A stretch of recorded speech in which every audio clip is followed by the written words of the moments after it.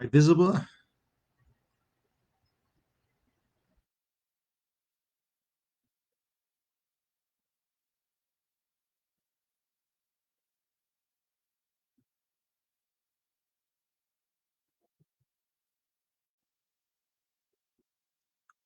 Hello, hello, hello.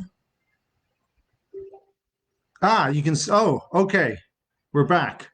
Um, oh, your screen. Okay, you can see my screen. Brilliant. Okay. We see the back. You see the back end of what I'm trying to figure out how to use. Yeah. Thank you for your patience and for sticking with me. Yeah, I should have probably done some practice beforehand. Yes, if anyone apart from Ben is still there, then yeah, thank you for joining us or joining me for the first of a monthly walkthrough of my monthly longevity review newsletter, which is here, and hopefully you won't get the Hall of Mirrors effect. The idea behind this is to basically have a sort of a walkthrough or talk through of my longevity review newsletter because it can be quite daunting, possibly, to take a look at. It's several pages long and just full of links. So the idea here is to yeah, take you through and show you some of the most interesting papers that I came across. And I should say that March actually was a banner month. I mean, it varies month to month what papers come out of the longevity field, but March was a very good month. Quite a lot of very interesting papers came out. So that's always quite exciting when the field makes some progress. And Oh, I might as well just start taking you through it. Of course, now that I'm sharing my screen, I can't actually see any comments or anything like that, which is yeah, which is useful. So I guess I will take you through things, and if there are any comments or any questions, then I'll take a look at them once I finished sharing my screen, which I'll do at some point. Anyway, without further ado, might as well go through this newsletter then. So yeah, we have some news about just the association, but I won't bore you with that. A Canadian company here, Acorn Biolabs, who actually I've had my stem cells banked with, though I should say I got that for free. I'm not sure what their costs otherwise are, but yeah, I'm just sort of highlighting Canadian companies that are in some way, shape, or form connected to longevity. Obviously, like when I trying to hope to, I'm not trying to hope to, creating a longevity ecosystem here in Canada. So any support that we can give to any longevity companies is something that we want to do. Anyway, going on to the March roundup section. So the highlights of things now. Started off here by taking a look, looking at senolytics. So those of you who do not know what senolytics are, basically lots of our cells in our body as we get older become dysfunctional. However, instead of being eliminated by our bodies, they these sort of dysfunctional cells just sort of stick around and cause all sorts of problems to our bodies, increase our rate of aging, and these so-called zombie cells, because they sort of it's like zombies are sort of half dead and half alive, stick around. If they can be removed, however, there are beneficial effects to our bodies and beneficial effects towards aging. And Senolytics is a very new field, only has really emerged in the last 7 years or so. And there have been very few studies in humans so far. Most of the studies, in fact, a vast majority of studies have been in mice. Of course, humans are not mice.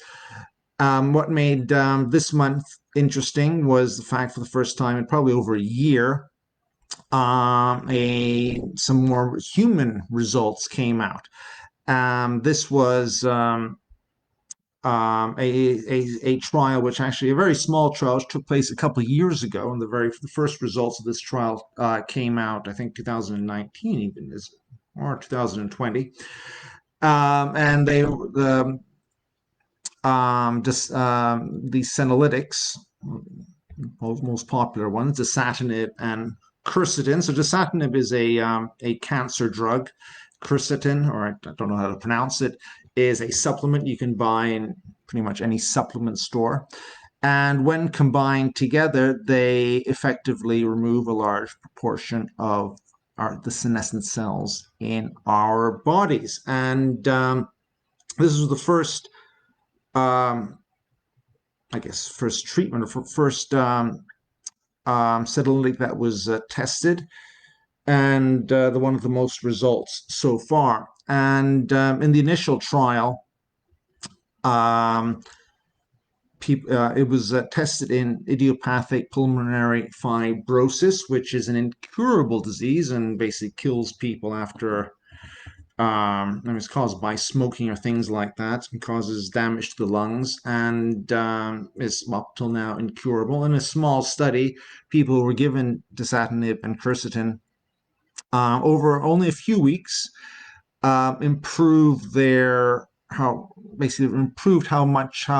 far they could walk in a certain period of time, or how often they could stand up out of chairs and things like that. Anyway, this new study looked at the sort of same data but analyzed it more thoroughly, and they discovered that basically a protein called A-klotho, or klotho, I don't know, A-klotho or A-klotho, which is considered a longevity protein, is very protective of the kidneys, and it decreases with age. Turns out that this senolytic combo, dasatinib and quercetin, actually raised the levels of A-klotho, which is a good thing. We would like to see our levels raised, and so far it is being proven to be impossible, or scientists have not been able to improve or to raise the levels of A-klotho, or alpha-klotho probably, up until now. So let's take a look at the study itself. Hopefully you're following my screen. Actually, it was a quite a readable one. I mean, you can take a look at any of these studies. They quite often have a graphical abstract, which you can take a look at to give a brief overview of the study in question. But to get a long story short, this study showed that, as I say, that this longevity protein was boosted in people who were given the senolytic combination. So this is very positive news for senolytics in general. Yeah, I mean, I'm hoping that within the next few years, more trials, more results will come out in humans, and providing us with definite proof whether or not senolytics work in humans, and whether or not this combination, dasatinib and quercetin, is effective. And this is more evidence showing that it is. Going back, since we're talking about senolytics, I'll just mention that if you scroll all the way down, you'll see in the senolytics section, get there eventually, here we go. Senolytics are senescent cells. There were also some other interesting articles, which are studies which came out, and which are worth mentioning. So here, this another study, senolytics eliminating senescent cells.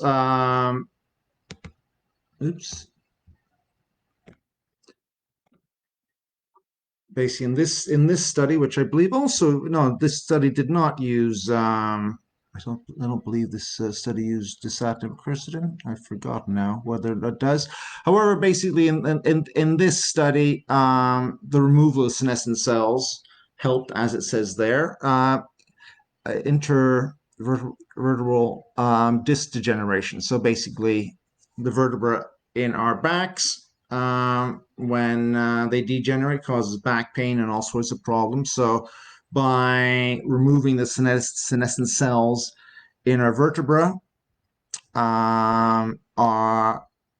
looks like they can get rid of the degeneration, and also as a result, hopefully get rid of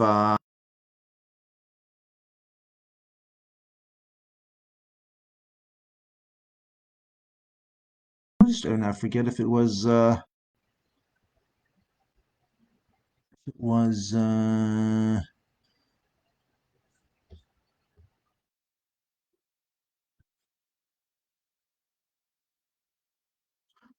regardless of which senolytics they used for it. However, anyway, another good result showing the power of senolytics. There was also another paper showing that the aging of the skin can also be helped with the senescent cells. This one is only an abstract. Can't actually look at the paper itself. But again, once again, here they use two drugs, not dasatinib or quercetin. But again, it was good for aging of the skin. So senescent cells can be found throughout our bodies. So pretty much, and they are implicated in almost all diseases of aging and degenerative diseases. So their removal should impact or lead to improvements pretty much for all of the diseases of aging and age-related conditions. Another study here shows rescues blunted muscle hypertrophy. So hypertrophy is when the actual muscles grow. So after exercise, you would hope that your muscles are in hypertrophy so that they grow bigger and stronger. And of course, one of the big issues with aging is the fact that you lose muscle mass and strength, and that has a big impact on quality of life, leading to frailty and this condition called sarcopenia. So this obviously with age it becomes more difficult to put on muscles. And again, in this study, they found that here they did use dasatinib and quercetin. Again, this is the most common of the possible senolytic treatments. And here it rescues blunted muscle hypertrophy. So basically means it allowed the mice, and again here in mice, to grow muscles or gain muscle mass in older age again. So probably not to the extent of a youthful mouse, but still any improvement there is beneficial for general health and well-being. And then finally, under senolytics, just mentioned that there was a new senolytics are being found all the time. And here, gingerone A, I guess if I remember correctly, it's a compound, molecule that can be found in ginger. Is yet another senolytic compound. One thing here, though, I do believe they said that it was more, it's similar to the cocktail of dasatinib and quercetin. I think it was even better. They considered that it was better than both D and Q, dasatinib and quercetin. So I say dasatinib and quercetin were originally sort of discovered back in 2015, or proven to be senolytics back then, and they've been used. It's by far the most used senolytics, but they can always be improved in the future. And who knows, maybe gingerone, Gingerone, however that is pronounced, might be better than the ones that have previously been discovered. I'm sure, going forward 10 years, 15 years, 20 years, the senolytics that'll be in use could be quite different, because I'm sure they will have discovered new and better ones, because senolytics also have side effects. No drug is perfect, so quite possibly they might find better senolytics further down the line. But in the meantime, something that works at least partially well is better than something that doesn't work at all. So dasatinib and quercetin, I think, could be used by us for quite a number of years, especially since dasatinib, I do believe, is coming off patent very soon, within the next, I think, 2024 or something like that. So which would mean that the price would come down quite a bit, yeah, which is always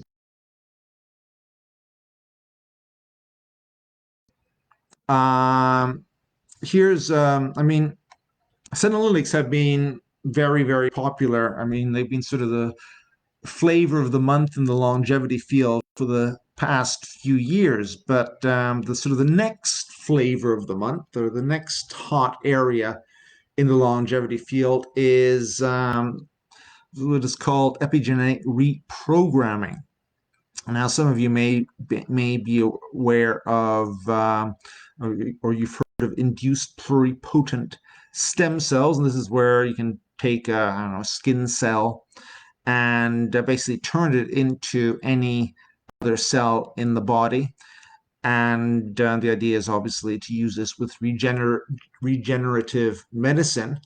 But in the process of converting a skin cell to a liver cell or whatever, first the cell actually needs to be brought back to an earlier or younger state, which actually means you can turn back the clock in such cells. Now, if you do it too much, you can cause tumors to form.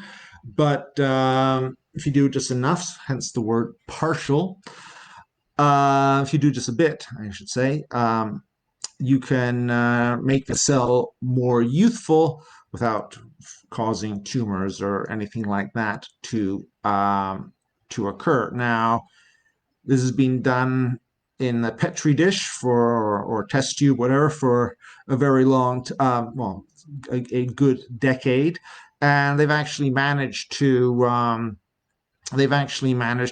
take cells from a super centenarian, and they're 210 years old or whatever, and literally turn their cells back to that of a 20-year-old. All the markings of age have been sort of cleared away. Now, in 2016, this methodology was used on a living animal for the first time by Belmonte in the Salk Institute in San Diego.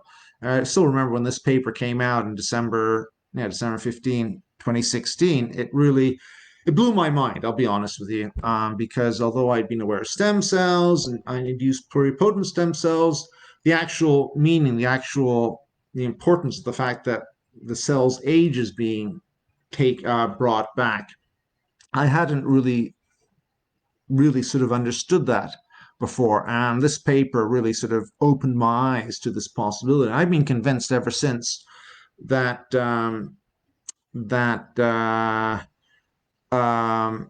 this field was going to eventually explode, and it looks like that is finally happening. So in this initial paper, this is 2016, they used it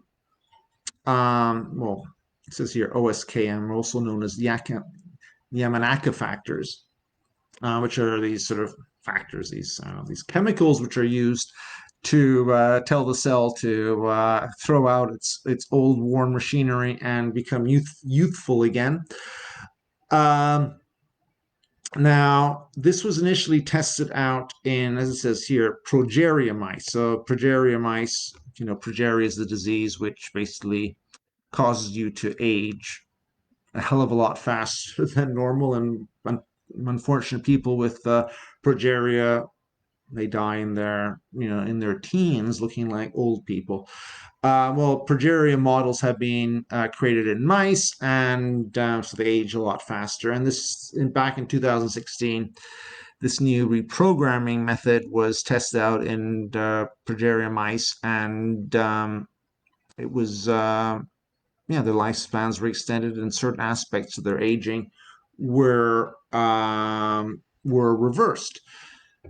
Scroll forward now, well, 6 years since then, and this Belmonte lab has, I guess, conducted follow-up studies, and here they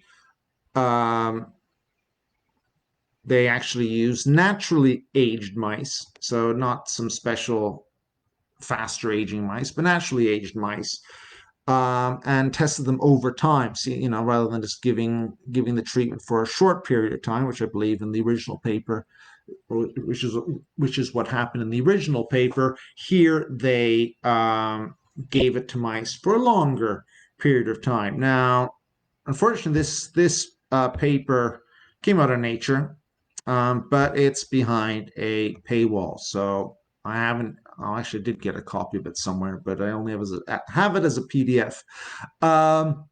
However, you can read a couple reviews. Lifespan.io, who I volunteer with as well, has a write-up of this paper, and there's also a review from Science Daily. I'll give you an overview of what exactly happened here, but still, it was, again, positive news. These were natural mice.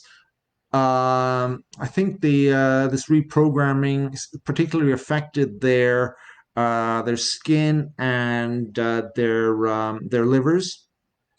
And again, the important thing also was shown that there was no tumors were found in the mice. So the fear of, as I say, this method causing tumors, this was not apparent. Whether or not the mice lived longer, that is still to be found out. Supposedly they are conducting lifespan studies in the mice, but I guess they have not finished yet. But still, this is really good news. And even better news was the fact that this was not just, this was not the only paper on this subject in March. I'll take you down to the little section on this, where here we go. Epigenetics and cellular reprogramming. So there were 2 other papers, and I really had a tough time deciding which paper to use as my sort of highlight of the month. But the 2 other papers I'll just briefly mention here. Again, the 2 other papers, you can, however, read the full paper. This one by another group in Spain. I once again used the Yamanaka factors. They only, rather than doing it over long term, they just did it sort of once in the mice, but they looked at different organs and tissues. So here they looked at the pancreas, liver, spleen, and blood. And what they found was that reversion of transcriptional changes. So transcriptional changes. So I guess think about the information flowing in your cells. And again, all the different parts of our cells, all the different processes deteriorate with age, and if anything can be revert back to a youthful state, that is obviously good. And also it says here some serum metabolites and biomarkers altered with aging were also restored to young levels upon the transient reprogramming. So again, this is showing that this is working in multiple organs. And you can see here they use the same methodology as in the previous paper for Yamanaka factors, OSKM. And also the third paper I wanted to mention. This is actually similar to the senolytic paper, because with anything in biology, quite often there's more than one way to skin a cat. And here, so they use the same, I believe, Yamanaka factors. Yeah, here, OSKM, to basically see if they could help the degeneration in the vertebra again. And they were able to. I say so. It provided benefits for disc or intervertebral disc degeneration, while they are able to result in disc rejuvenation, which is, of course, what we want. Hold on, I just realized I heard a. Apologies. I'm just going to go back because I heard. I think I heard a comment. Let me see if I. Yeah. No, that's the wrong thing. Let's see my live. Oh, here we go. Okay, rabbit hole. Comments. Oh, it was just a still here. Okay. Hi, Miles. Okay. I suppose I can go back to that. Okay, back to. Okay, back to this.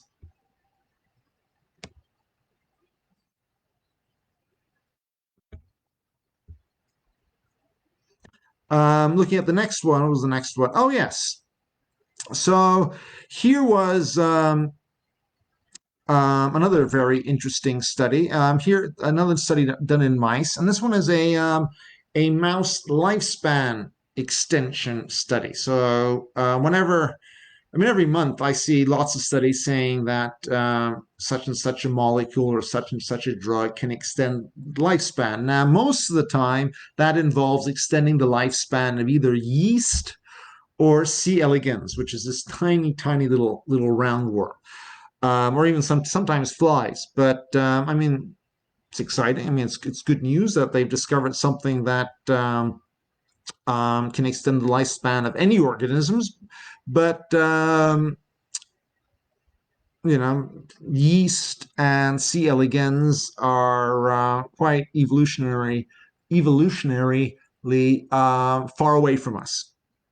Mice are much closer to us on the evolutionary tree and are much more similar to us than the little roundworms. So it's only when actually anything is shown to be potentially life extending in mice do I get more excited. And unfortunately, reports or studies on mice showing life extension in mice are a lot fewer, less frequent than ones in other model organisms. So this study, firstly, is in mice, which is a good thing, but secondly, it gave quite a big lifespan extension compared to controls. Here it showed an extension of 24% compared to controls. Now, the intervention in question was a supplementation with a combination of two molecules, glycine, an essential amino acid, and also NAC, which stands, I can't now pronounce it, NAC, something, something, something.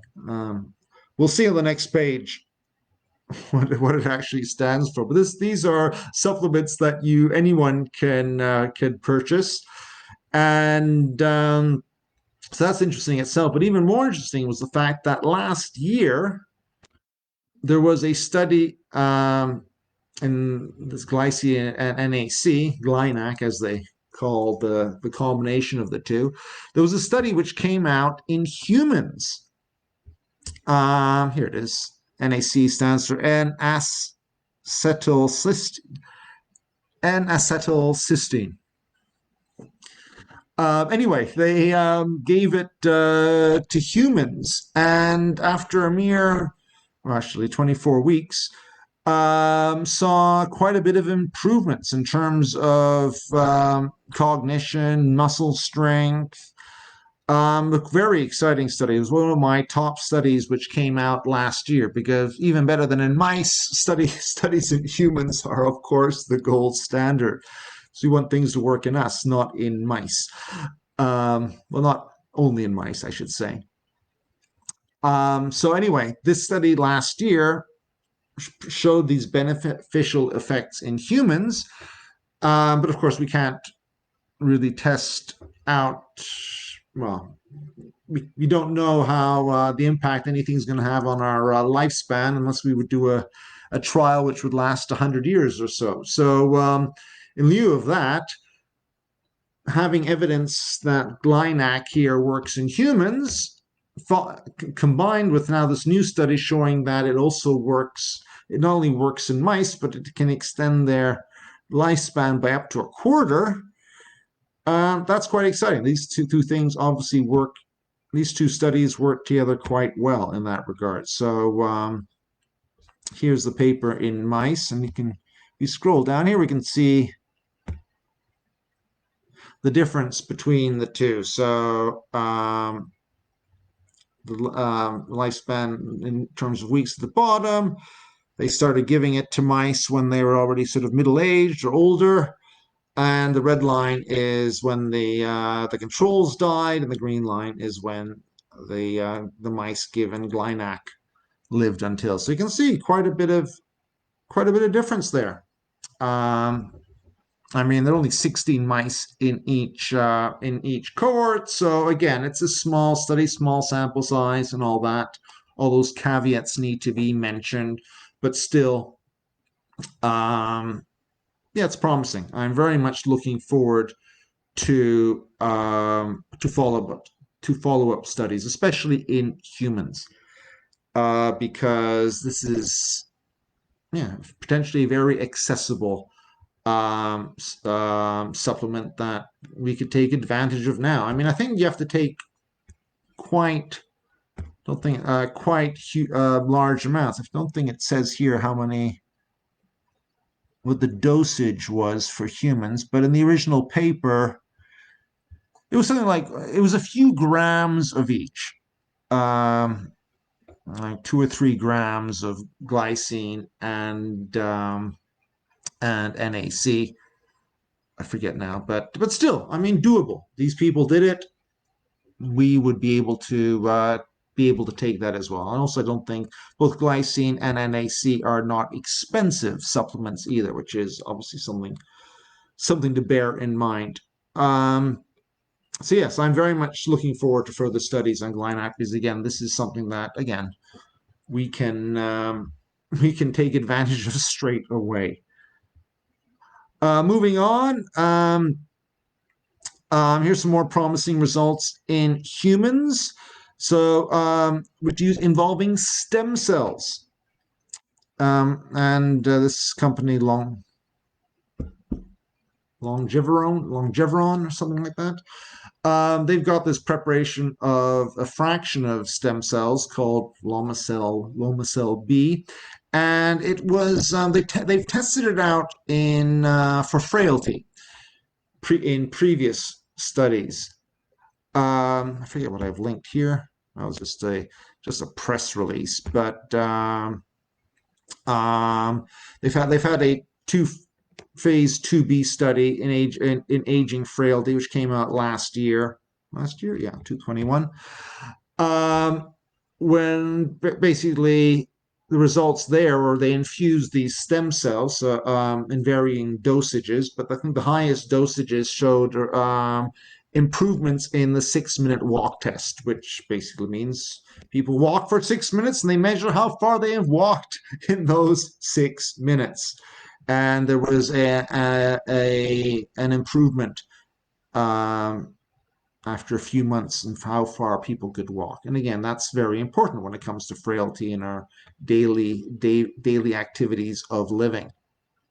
Anyway, that was a result last year. This new result is in Alzheimer's, which is probably one of people's greatest fears. And here, this was a phase 1 study. So it is phase 1 is basically just testing for safety. Phase 2 is when you start looking for results, and phase 3 is when you start looking for proof, when you have enough participants so that things become statistically significant. But here, this phase 1 study, first of all, showed that these stem cells, when infused into the body, were safe. We're talking how many stem cells? We're talking about like hundreds of millions of stem cells, I think. The doses? Some of the doses. But yeah, it's a small study. They only had 33 people in the trial. So it was small and all this, and all that. However, the low dose Lomecel B arm showed significant improvements versus placebo on neurocognitive and other assessments.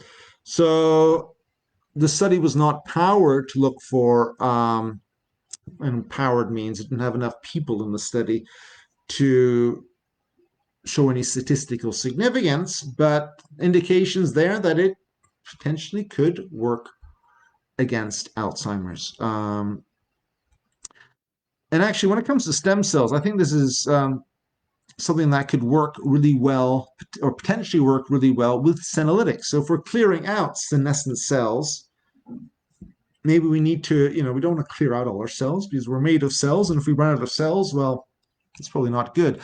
I would sort of imagine going forward that, the combination of getting rid of senescent cells as well as, giving us more stem cells to build up new tissue, those things I can imagine working hand in hand. So anything that indicates that stem cells can work against aging is positive, and clearly frailty is age related, and certainly Alzheimer's aging related as well. So a good result. Again, very early days, but I look forward to following that. And also, I should just mention, this company this is actually available now, I believe. Like the company behind this, Longeveron. Yes, Longeveron. I believe that they've set up a clinic, or they've got a partnership with a clinic in the Bahamas, where I guess the regulatory environment is less. And I think they've got like a registration trial, or basically, if you want to pay to be on a trial, basically you can pay to go on a trial. You can pay to go and get this treatment and sort of take part in a trial. Anyway, so if you're desperate, this is something that is potentially available now. Yeah, I'm not sure how easy that is to do, but anyway, it is available. I have no idea what the costs are, but it is potentially available now already. Moving on to something that is very much available now, and also very much easier to do and a hell of a lot cheaper, no doubt, is this study which showed that a supplement of cocoa flavanols, are basically a chocolate supplement at the end of the day, showed promise in reducing cardiovascular risks. This is actually part of yeah, so I've got the Science Daily, and I should go to the Science Daily first. This study was actually part of a larger study whereby it's called the Cocoa Supplement with Vitamins, since I'm in North America now, outcomes study. And yeah, obviously they were giving people cocoa supplements or multivitamin supplements, and see what the results against cardiovascular outcomes. And well, I haven't posted the multivitamin outcome study because it didn't result in anything. People taking multivitamins on their own had no benefit. However, the people taking the cocoa supplement did have a benefit. It says here, had a 27% lower rate of cardiovascular death, which is not minor, and certainly I'm showing my screen, so I can't show you, but yeah, I eat dark chocolate every day, and currently I've gone a bit weak. I'm only having 85% today. And actually, I've noticed it improve, helping actually with my cognition. This is not the first study which shows the benefits of cocoa. In fact, previous studies that looked at show that it can improve the cognition in elderly people, and I've noticed that myself. When I'm feeling a bit tired, my brain isn't working properly, having some dark chocolate beforehand, um, actually can make a difference. So, and also, I don't know about you, but I like the taste of chocolate. So it's not, it's not a, it's yeah, you don't need to hold your nose while trying it. But of course, as I mentioned here, make sure if you're eating some chocolate, make sure the chocolate is as dark as possible. A higher percentage of cocoa, the better. I mean, in the actual trial itself, I mean, they didn't just give people chocolate. They gave them an actual. Oh, it's yeah, I don't know how much they gave them, but yeah, 500 milligrams with cocoa extract, half a gram. Obviously, I eat more than half a gram of chocolate, so yeah. But I mean, only a few squares, but yeah, certainly something anyone can do. And just, if you're feeling guilty about eating chocolate, don't feel too guilty. As long as it's dark chocolate. If you're eating milk chocolate or white chocolate, yes, continue to feel guilty. But if it's dark, you can rest assured that you're doing something good for yourself. Finally, and the final thing in the roundup was not so much linked to longevity per se, but very much of significance in the longer term. And this was the first 1 year results, or 1 year after the very first human CRISPR trial started. And CRISPR, if you're not aware of it, is a new gene editing technique, which makes gene editing a lot easier and simpler and cheaper and all those good things. It's been around for 10 years. The discoverers, yeah, just 10 years, 2011, I think it was discovered. The discoverers have already won the Nobel Prize because of the significance. And CRISPR is basically transformative when it comes to gene therapy, gene editing, all those things. So it being used in humans is important, more significant, I should say. It being used successfully in humans is, yeah, incredibly useful.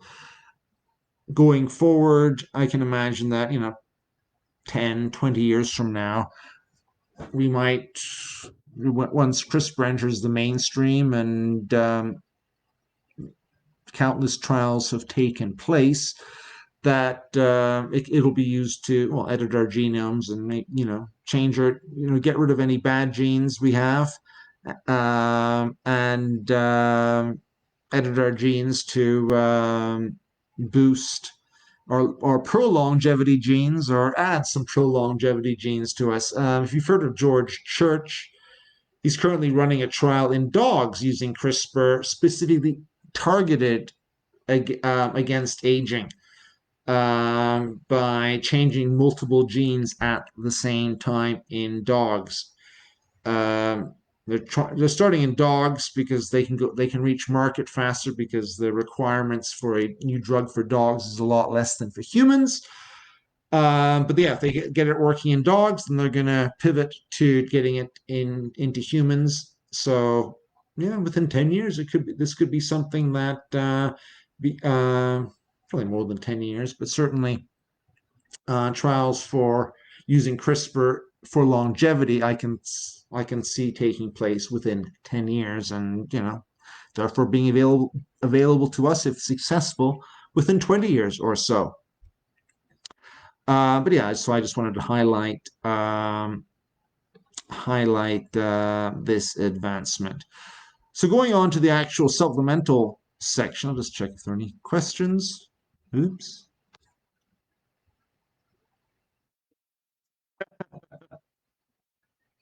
Oh, hi, Brad. You're joining us as well. Nice to see you there.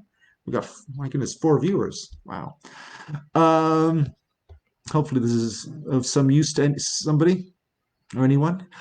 Going back to the supplemental section, just take you through some of the more interesting ones that didn't make it to the roundup. Fasting diet restriction. I now remember this. So again, the one human study here showed that intermittent fasting was beneficial. There was some change in, I can't remember now, galectin 3, whatever the hell that is, but it was good. It was good. It was showing that intermittent fasting was beneficial there. Something I did not like in the diet aspect and was the fact that there's some I do like a drink. I do enjoy socializing with friends and alcohol.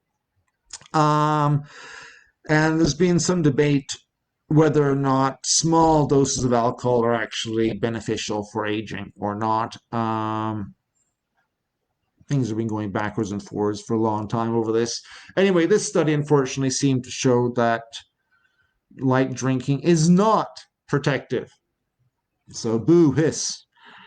I almost didn't want to include this, but I'm also going to show you guys stuff which, show you the warts and all the bad news as well. Another study showing just basically dietary fiber is good, very good for you. Increase your dietary fiber. But interestingly enough, it seemed to be dietary fiber from whole grains seem to be the most beneficial, or the studies seem to show that fruit and vegetable dietary fiber wasn't protective for cardiovascular disease and inflammation, which anyway, but just you probably knew that already. Dietary fiber is good. Yet another daily step study. Once again, I mean, I think this is not the first time, it won't be the last time. People have been seeing how many steps people need to take. I think here they sort of said that it was the take home was that people who are 60 years and older, increasing your average number of steps to the 6,000, 8,000 range was what you should sort of aim for. There seemed to be a plateau effect after that. So going beyond that didn't seem to make much of a difference. Whereas for people under the age of 60, it's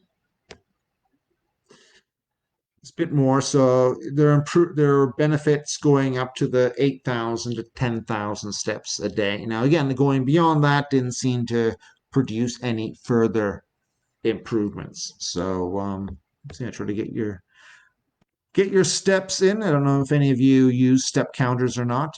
I mean, I've got one on my phone, which is useful, except for the fact that whenever I'm at home, I don't carry my phone on me, so it doesn't count the steps I take at home. So I know it's always an underestimation of my total steps.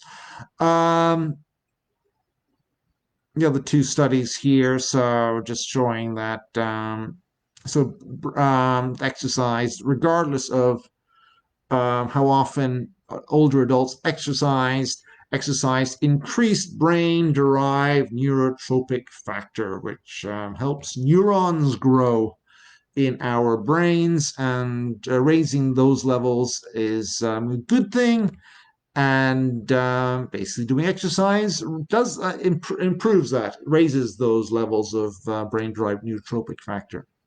And they found that basically whether it was resistance exercise or cardiovascular exercise, it improved regardless. And it didn't matter if it was done once, twice, or 3 times a week. regardless of that frequency, it improved, as I say, the brain-derived neurotropic factor in the brain. And then finally, effects. This was just an example of an exercise regime to alleviate functional mobility decline in older adults. We'll go into details there. If you want to read all about that, you can. Going into the supplements, so I should mention here that the supplements I have listed in, and I sort of added this note the last couple of months, but the supplements I have listed in this newsletter, are not exhaustive. It's a list I sort of came up with a few years ago because I was just, for whatever reason, those are the supplements I found myself reading about. So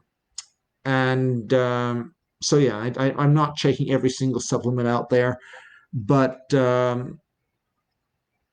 another issue I found is that so many supplements seem to be affecting the same genetic pathway. So there's a lot of overlap, I believe. Hold on, was there a comment? Oops, no, what that ding was for. Anyway, astaxanthin, sort of the pink color in salmon and shrimp comes from. A carotenoid, very powerful. I take it every day, around 8 milligrams of it. Can supposedly, helps with inflammation and oxidization. Anyway, this month there was a study in women, and it seemed to improve a few aspects of their antioxidant status, which might be useful for them if they, I guess, women with polycystic ovarian syndrome. It seemed to improve various aspects of that. Though this study was only the abstract was visible, so didn't really find out more about that. A couple of other studies one study in mice showing that astaxanthin was also good for noise-induced cognitive deficits. First time I've seen anything about that.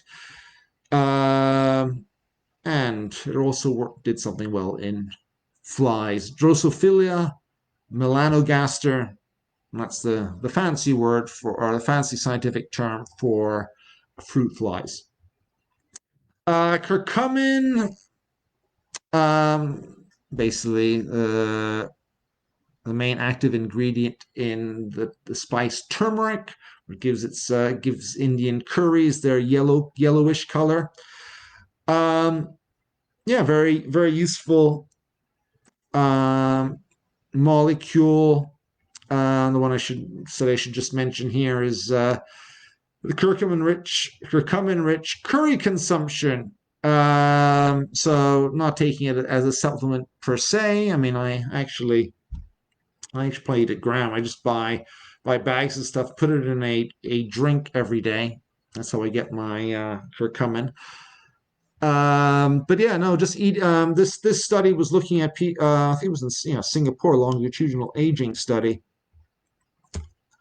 So people in this study just used a lot of curcumin in with their food, and it seemed to improve their neurocognitive function. So just having it in our diet looks like it can be beneficial there as well. So yeah, the consumption of dietary curcumin was associated with the maintenance over time of higher functioning on attention, short-term working memory, visual, spatial, constructional ability, language, and executive function among community-dwelling older Asian adults.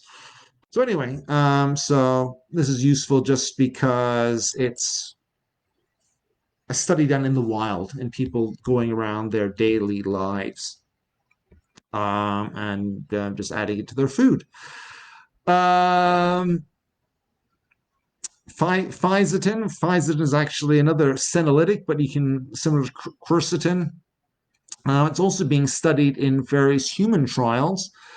but the results have not been released yet. However, it's also a supplement you can sort of take on a non-senolytic basis because it seems to have other benefits as well. So, I should say fisetin or fisetin. Fisetin is found in highest concentrations in strawberries. So strawberries are healthy for you. Could be the fisetin.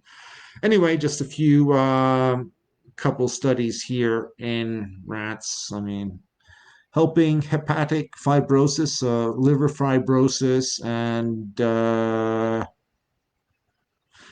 yeah, and a Parkinson's model as well.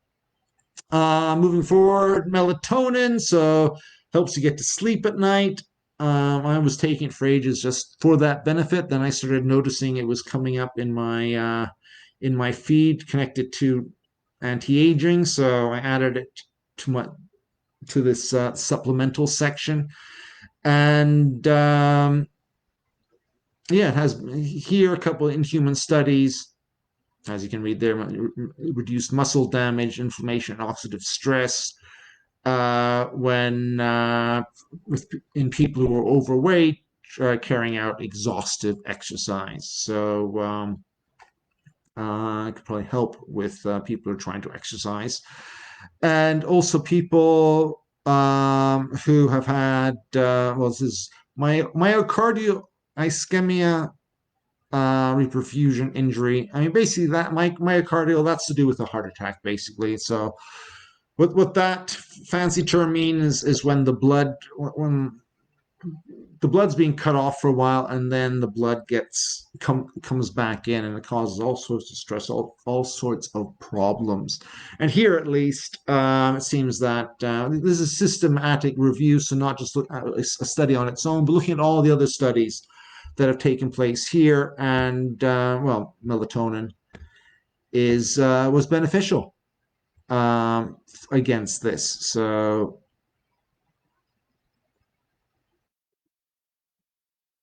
yeah, it was beneficial. So it was a good thing. We like things that are beneficial, I would say. Now moving on to two very popular supplements at the moment. Two NAD precursors. So if you don't know, NAD is a molecule that is crucial for life. Gets used in all countless processes in our bodies, declines with age. The idea is if you could boost it, hopefully it'll improve various aging parameters. The way to boost it is to take what are called precursors to NAD.